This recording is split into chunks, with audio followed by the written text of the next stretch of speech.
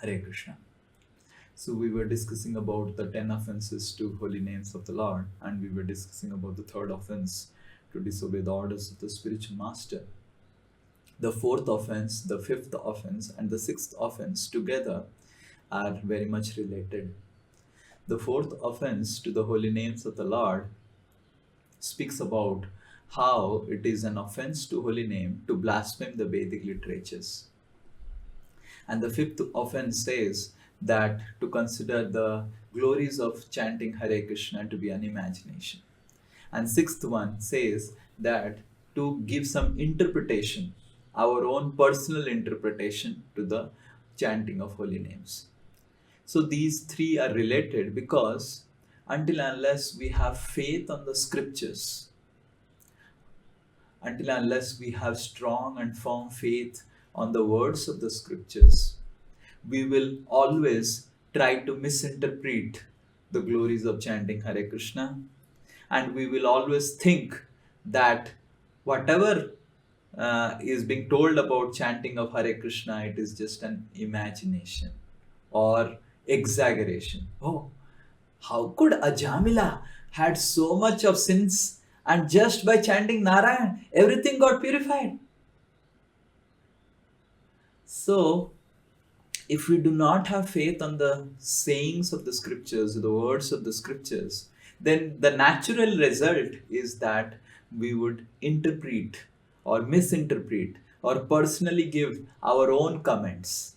And that's how, if we blaspheme the scriptures, or if you don't read the scriptures properly, if you don't understand the scriptures properly, we will not be able to take shelter of the holy name of the Lord at the appropriate time.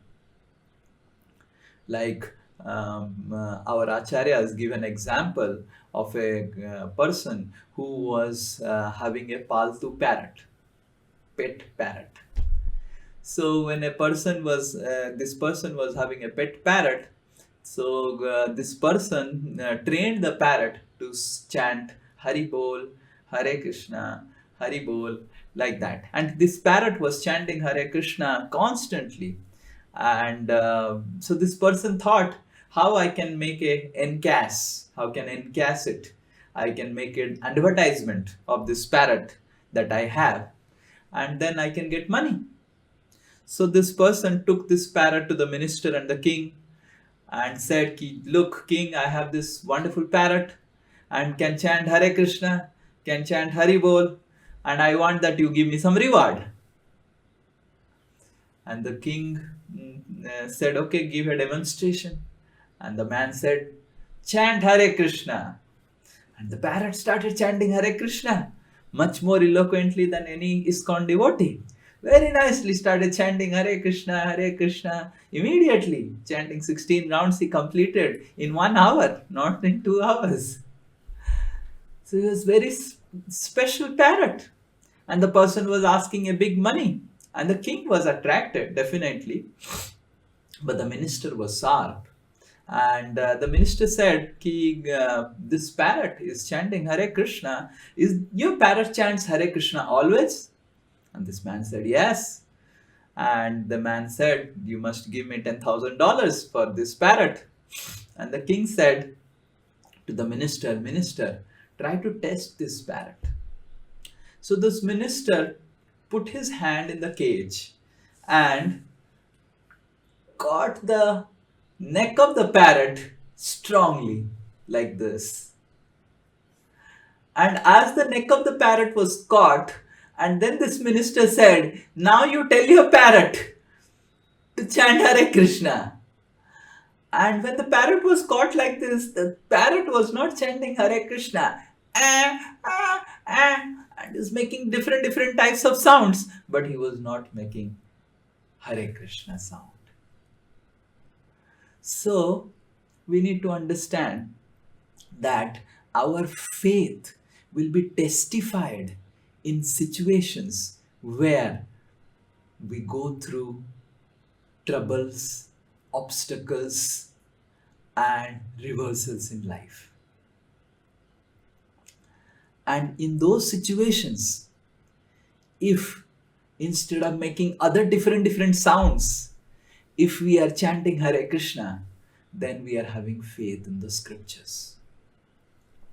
So the real faith, the firm faith, the uh, the alaukika shraddha or swabhaviki shraddha, the natural faith comes from scriptures, not from some our own personal experience or some mystical, paranormal experiences in spirituality or some feeling of happiness. Oh, I am feeling so happy.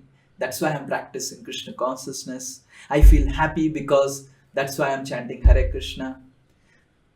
Then the faith becomes firm when the faith is rooted in scriptures. Srimad Bhagavatam is telling, Nama Sankirtanam Yasya Sarvapapa Pranasanam Pranamo Dukkha Sammannas Tam Namami Hari Param. Of describing everything in Srimad Bhagavatam, the last final verse of Srimad Bhagavatam is Nama Sankirtanam Yasya Sarvapapa Pranasanam. All, every sinful activities, anything that we have, all negativities within our heart, everything will get eradicated if we simply chant the holy names of the Lord with attention and with devotion. If we just include these two elements, if we chant attentively the holy name, and if we chant with fervent devotion, calling out to Krishna, everything else will be achieved. And this is spoken in Srimad Bhagavatam. This is the conclusion of Srimad Bhagavatam. Nama Sankirtanam Yasya Sarva Papa Pranashanam Pranami Dukkha Sammannas. Just by doing pranam to Hari, all dukkhas, everything goes away. What to speak of then when we chant the holy names of Hari? Tam namami Harim Param. So, our faith to chant the holy names of the Lord is not because of some personal experience of feeling of peace. Our faith to chant the holy names of the Lord is not because so many people in ISKCON is chanting. Our faith to chant the holy names of the Lord is the words of the scriptures, that scriptures are telling this is the goal of life. This is the real medicine for the age. And this is my connection with Krishna in material world. So the holy name is our only connection with Krishna in material world. Kali kale nama rupe Krishna avatar iha hoite hoy sarva javato nistar. In the Kali Yuga, Krishna appears in the form of the holy name. And when we have faith in the scriptures words, then we can chant with devotion. Then we can chant with attention. Because we need to have faith that Krishna is the holy name. It's not different than the holy name.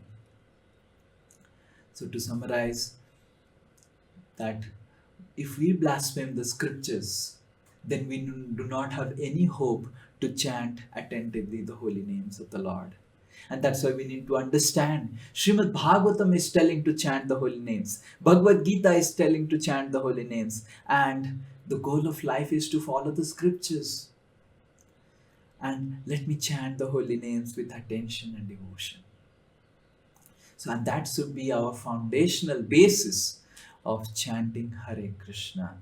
And when that is the basis of chanting Hare Krishna, even when all reversal comes, we'll be chanting Hare Krishna and not making any other sound in life.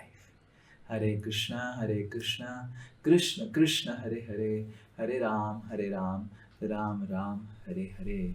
Shri Harinam Prabhu Ki Jai.